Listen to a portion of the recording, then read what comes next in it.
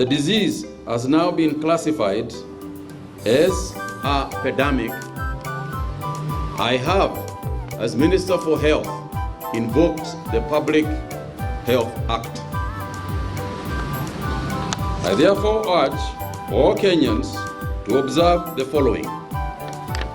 Number one is to regularly and thoroughly wash your hands with soap and water or use alcohol-based hand sanitizers.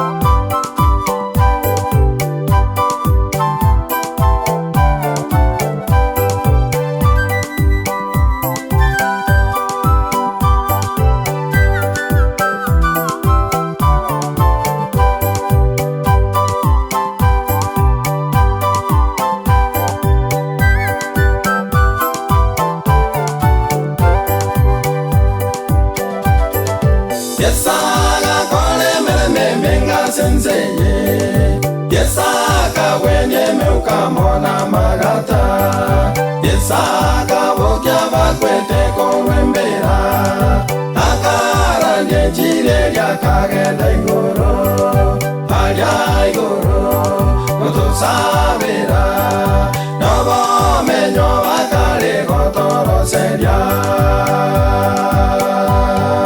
Yesaka kone meme menga senseye Yesaka wenye muka mona magata Yesaka bokia bakwete korwembera Akara njire ya kagenda igoro Alia igoro Otosabera Nobo menyo bakale gotoro seria Kero kende nigolense abane Kero kendo borwaire bwagochandire Kero kende waziri yoyomino Kero kenda yenigo wasiekereirwe Kero kenda basani bagotamire Kero kenda yeto wachomolembe Waikire nsinyo